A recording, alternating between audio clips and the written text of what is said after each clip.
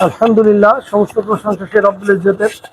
তার অশেষ মেহেরবানিতে আমরা আহ, এমন একটা মহতি অনুষ্ঠানে বসতে পেরেছি। সেই মহান আল্লাহ তাআলার দরবারে শুকর আদায় করি, সবাই বলে আলহামদুলিল্লাহ। আসলে আমরা তো পা ফাটা, তাই না? শ্রমিক হলে পা ফাটা, শ্রমিকদের বলা হয় পা ফাটা। এই পা ফাটাদের এক জায়গায় করা কিন্তু খুব কষ্টের কাজ। হ্যাঁ, এদের মানে এক জায়গায় করা খুবই কষ্টের কাজ। প্রোগ্রামটা আমাদের ছিল বাদ মাগরিব, কিন্তু আমরা আমাদের এর কারণেই, আপনাদের উপস্থিতির কারণে আমাদের লেট হয়ে গেল বাদ এশা। যা হোক, আল্লাহ তাআলার কাছে লাখ লাখ শুকরিয়া। আর একবার শুকর আদায় করি, এত অবস্থার ভিতরে যখন আমরা প্রোগ্রাম শুরু করতে পেরেছি, সেই মহান আল্লাহ তাআলার দরবারে শুকর আদায় করি, সবাই বলে আলহামদুলিল্লাহ।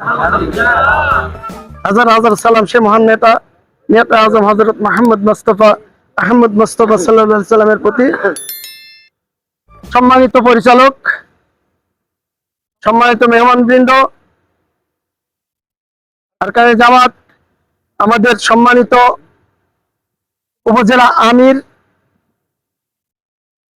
এবং আমার সামনে সমস্ত শ্রমিক ভাইরা, আসসালামু আলাইকুম ওয়া রাহমাতুল্লাহ। আমরা দীর্ঘদিন পর এক জায়গায় বসতে পেরেছি। এটা কি কার দৌলতে? আল্লাহর, মহান আল্লাহ তাআলার মহান মানে নিয়ামতের বলতে হবে, তাই না? যা আমরা কখনোই কল্পনাই করতে পারিনি যে আমরা আবার এক জায়গায় বসতে পারবো। আমরা কিন্তু হতাশই ছিলাম যে এই জগদ্দল পাথর আমাদের কাছ থেকে আর সরানো সম্ভব না।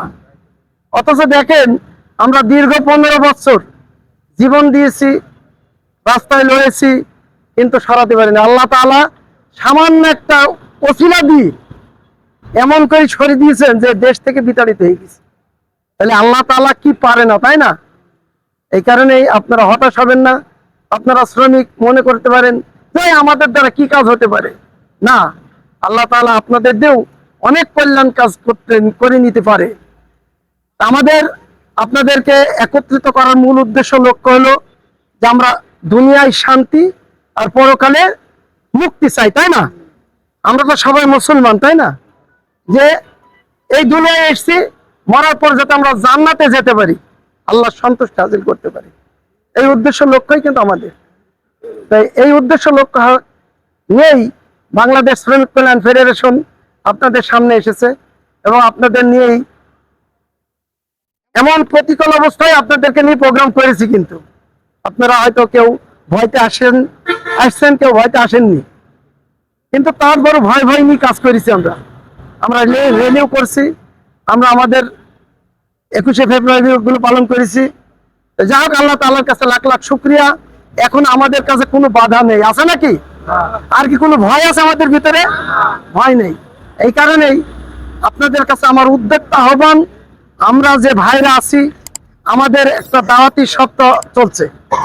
সাংগঠনিক পক্ষ যেটা বাইতুল মাল দাওয়াতি পক্ষ এবং সাংগঠনিক, এখানে আমাদের আপনাদের সবার সহযোগিতা নিয়েই আমাদের এই সংগঠনকে সমৃদ্ধ করব, এই আশা রেখেই আমি আমার উদ্বোধনী বক্তব্য শেষ করছি।